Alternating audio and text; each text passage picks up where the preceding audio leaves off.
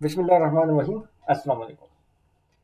स्किली office में Microsoft Excel के lesson number 1 के साथ आपकी खिदमत में हाजिर हूँ।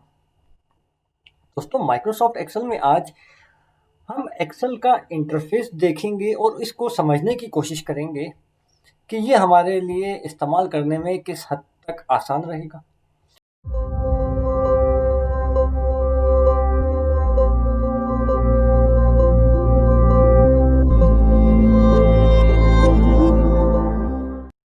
माइक्रोसॉफ्ट ऑफिस में हम एक्सेल को थोड़ा सा सरसरी से हम लोग डिस्कस कर चुके हैं कि माइक्रोसॉफ्ट एक्सेल को इस्तेमाल क्यों किया जाता है। दोबारा रिफ्रेश करने के लिए आपको बताता चलूं कि हम ऑफिस में जितनी भी हमारी ऑफिशियल कॉरेस्पॉन्डेंस होती है वो माइक्रोसॉफ्ट ऑफिस पे या मोस्टली माइक्रोसॉफ्ट एक्सेल पे ही होती है। इसके अलावा कारोबार में भी इसका इस्तेमाल होता है।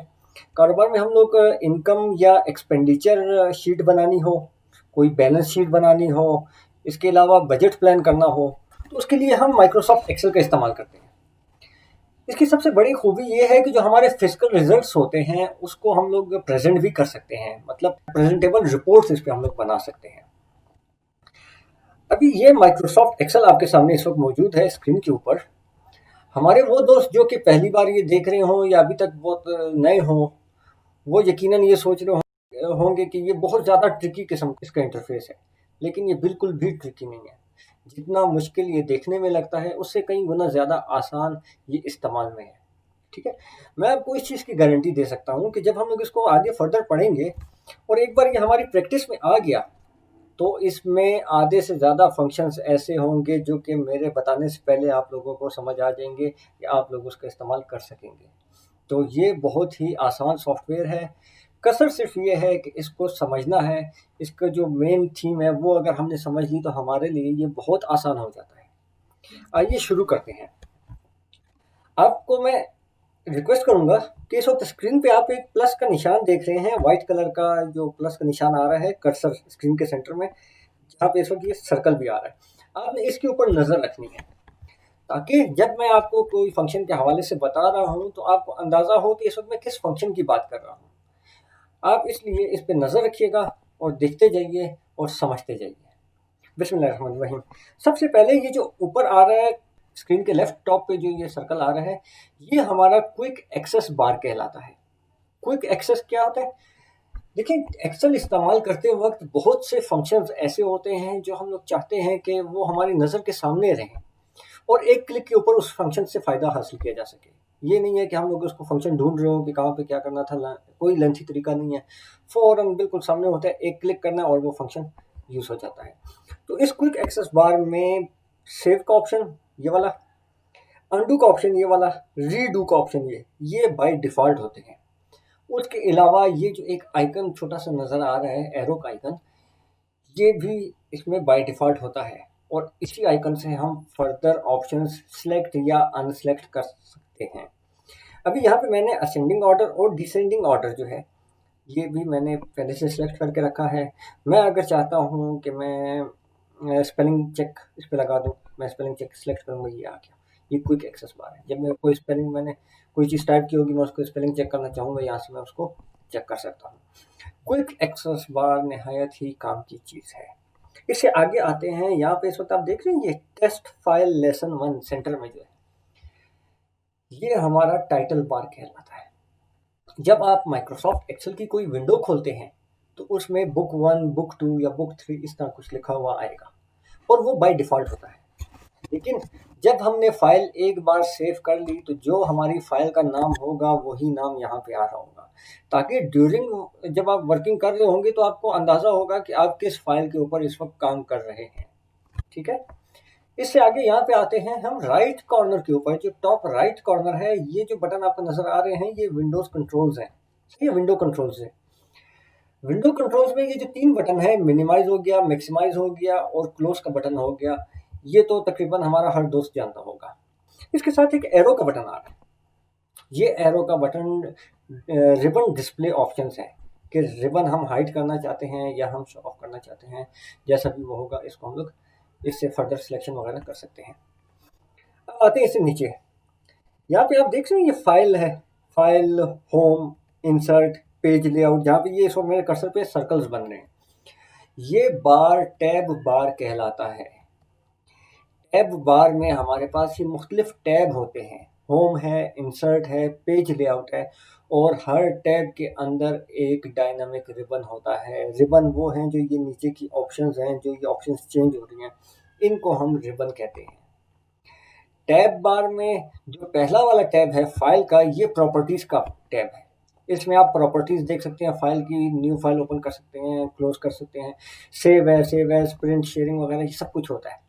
लेकिन फाइल टैब के बाद जो भी आगे के टैब हैं, home tab, insert, page layout, ये सारे अलग अलग फंक्शंस के लिए इस्तेमाल होते हैं। हर टैब में एक अलग रिबन होता है। रिबन, जैसा कि आपको बताया कि ये जो ऑप्शंस हैं, फंक्शंस, ये सारे रिबन कहलाते हैं। हर फंक्शन को एक्सेल कैटेगराइज करता है उसको, और हर फंक्शन अपनी एक कैटेगरी में होता है। कैटेगरी में कैसे होता है मैं आपको बताता हूँ कि ये देखिए, पहले यहाँ पे कट शो हो रहा है, कॉपी है, फॉर्मेट पेंटर है या पेस्ट है, ये ऑप्शन जितनी भी हैं ये सारी एक कैटेगरी की है।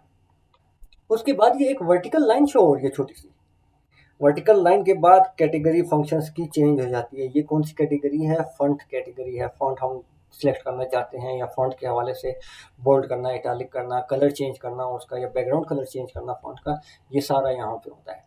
इसके बाद फिर कैटेगरी चेंज हो जाती है, ये वर्टिकल लाइन एक शो हो रही है, उसके बाद फिर कैटेगरी चेंज होकर अलाइनमेंट की तरफ आ जाती है। इस तरह हर फंक्शन एक अलग कैटेगरी में है। ठीक है, समझ गए? उसके अलावा अब मैं चाहता हूँ, मिसाल के तौर पे फॉन्ट तो मैंने सेलेक्ट कर लिया है, फॉन्ट की सेटिंग वगैरह जो मैं करना चाह रहा हूँ वो नहीं कर सक रहा, ये डिटेल में नहीं है। मैं देख रहा हूँ कि यार ये थोड़ा कम है, मैं इसमें और भी कोई चेंजेस वगैरह करना चाह रहा हूँ, या फॉन्ट में, फॉन्ट से रिलेटेड कोई और सेटिंग रखना चाह रहा हूँ। डिटेल में जाने के लिए मैं यहाँ पे ये जो छोटा सा एरो का साइन आपको नजर आ रहा होगा, इसको क्लिक करूंगा। इस आइकन को हम लॉन्च आइकन कहते हैं, लॉन्च करने के लिए। मतलब फॉन्ट की जो बेसिक सेटिंग है वो ये है, ठीक है, लेकिन मैं चाहता हूं कि फर्दर प्रॉपर्टीज लॉन्च हो जाए, तो मैं ये लॉन्च के ऊपर क्लिक करूंगा और फर्दर इसकी प्रॉपर्टीज आ जाएंगी।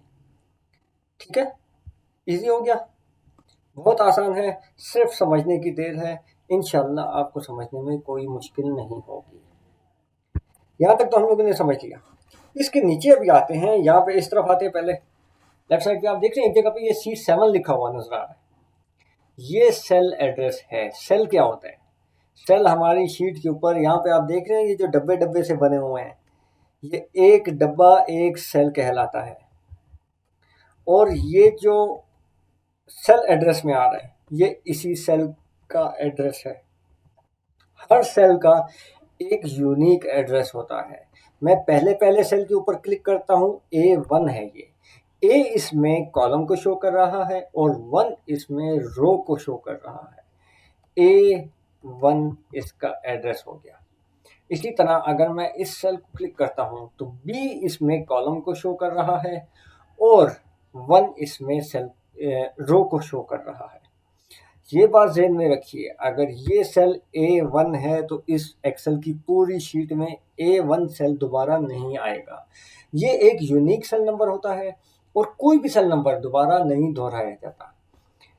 कॉलम की अगर बात करता हूँ, मैं आपको कॉलम के साथ बताता चलूँ ताकि आपको ये समझने में आसानी हो। माइक्रोसॉफ्ट एक्सेल में तकरीबन 16,000 के करीब कॉलम होते हैं। कॉलम हमेशा अल्फ़ाबेटिक वर्ड में होता है, उस पे जो है अल्फ़ाबेट होता है, A B C D, ये सारे कॉलम के एड्रेस हैं, ये कॉलम नंबर है। ये जो आप देख रहे हैं ना स्क्रीन के ऊपर, H है, I है, J है, ये सारे कॉलम के एड्रेस हैं और ये बहुत ज़्यादा होते हैं, तकरीबन 16,000 के करीब होते हैं। और ये भी यूनिक है, कोई कॉलम दोबारा नहीं दोहराया जाता।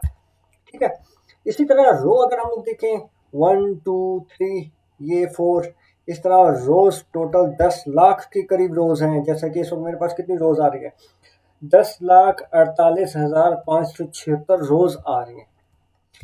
अगर हम लोग सेल की बात करें, सेल क्या था? सेल ये था, ये जो छोटे छोटे डब्बे नजर आ रहे हैं स्क्रीन के ऊपर, हर डब्बा एक सेल है। और एक शीट के अंदर तकरीबन 16 बिलियन से ज़्यादा डब्बे होते हैं, यानी 16 बिलियन से ज़्यादा सेल होते हैं जिनके ऊपर हम लोग काम कर सकते हैं। आप किसी भी फर्म में काम कर रहे हो, बड़ी से बड़ी फर्म हो, उसका बड़े से बड़ा डाटा हो, एलिफेंट साइज डाटा सेट भी आ जाए तो हम लोग एक्सेल की एक शीट को फिल नहीं कर सकते। ठीक है, आप ये समझ गए कि ये सेल एड्रेस है और सेल एड्रेस रीड कैसे होता है, कॉलम प्लस रो।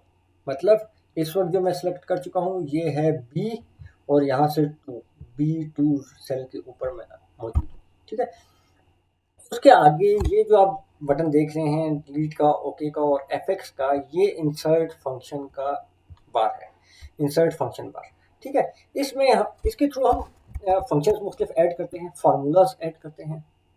आप अगर एक्सेल में नए हैं, आप कोई फार्मूला यूज़ करना चाह रहे हैं लेकिन आपको सही तरीके से फार्मूले का इस्तेमाल नहीं आता, तो आप इसके थ्रू बड़ी आसानी से फार्मूला ऐड कर सकते हैं।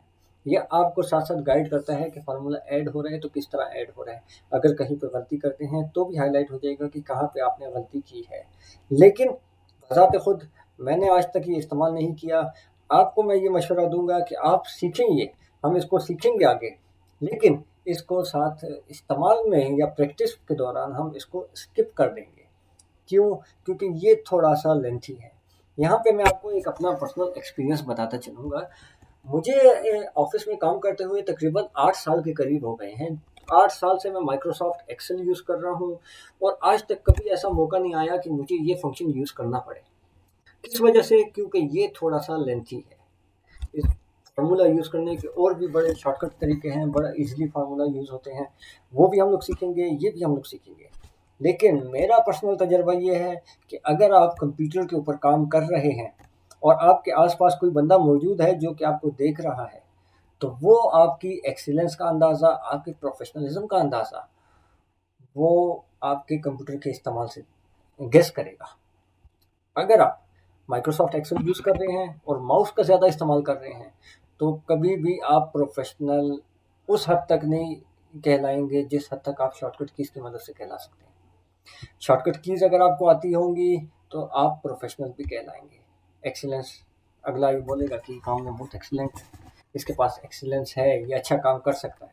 क्यों? क्योंकि आप काम बहुत तेज़ी से कर रहे होंगे। जो हमारा वर्किंग रिदम होता है वो सारा डिपेंड करता है शॉर्टकट कीज़ के ऊपर। अगर मुझे बार बार अपना हाथ कीबोर्ड से हटाकर माउस की तरफ ले जाना पड़े तो शायद मैं प्रोफेशनल ना कहलाऊं। तो हम लोग आने वाली वीडियोस में जो भी फंक्शन हम सीखेंगे, जो भी प्रैक्टिस हम करेंगे, उसके शॉर्टकट कीज़ बताने का मैं आपको पाबंद हूँ। मैं ज़िम्मेदारी से आपको शॉर्टकट कीज़ भी बताऊंगा ताकि जब आप प्रैक्टिस करें तो आपको किसी किस्म की कोई मुश्किल पेश ना आए और जल्द से जल्द आप अपना एक वर्किंग रिदम बना सकें।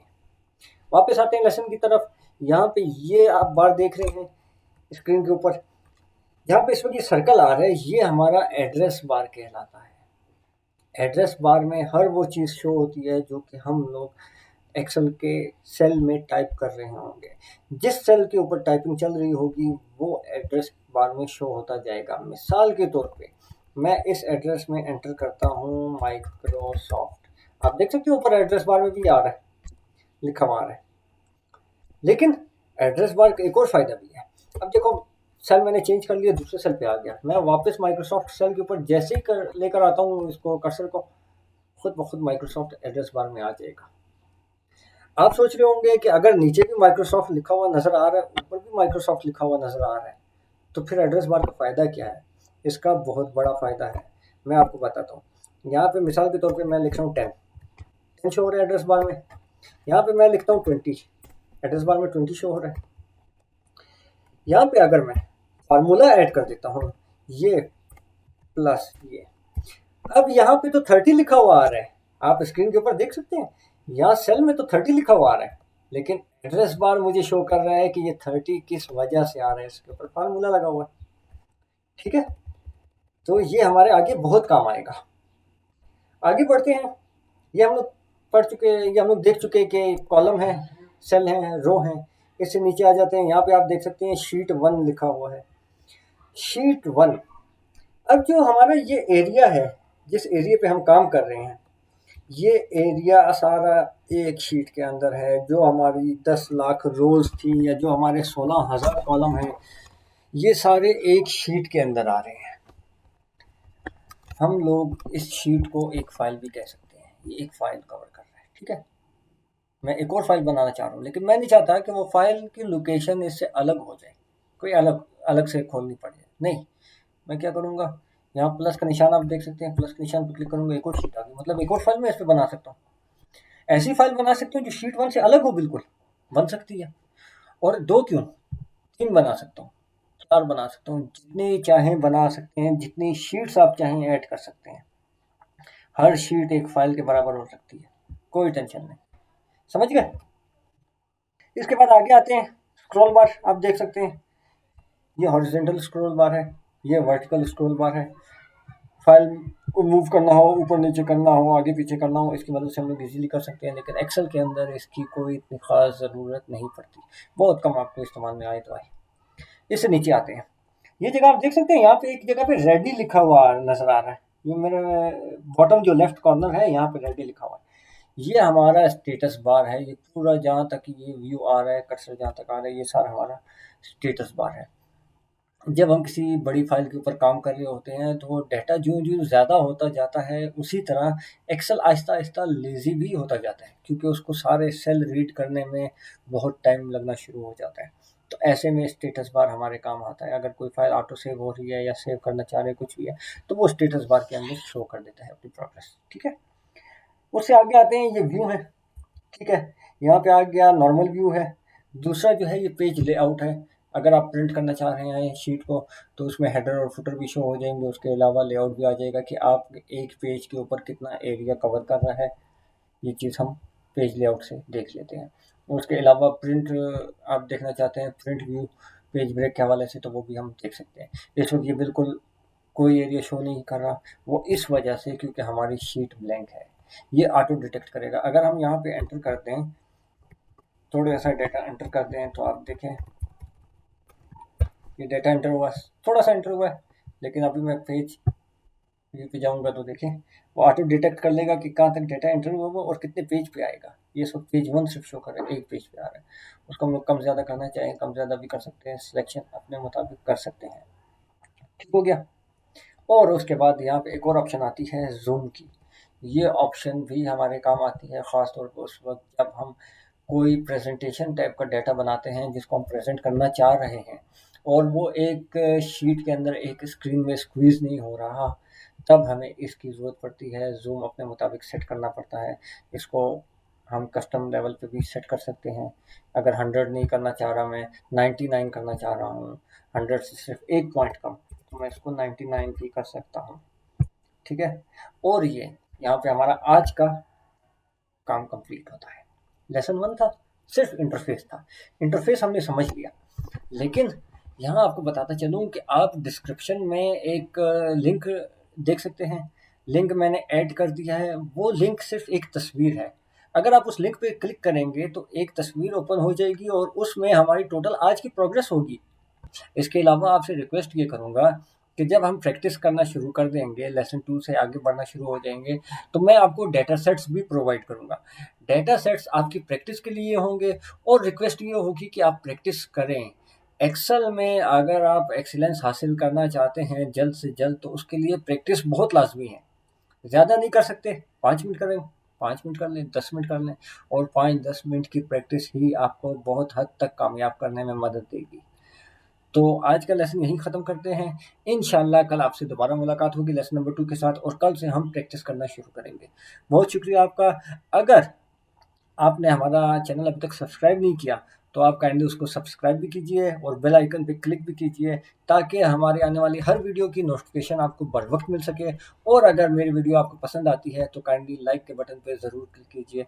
बहुत बहुत शुक्रिया। इंशाल्लाह कल मुलाकात होगी। अल्लाह हाफ़िज़।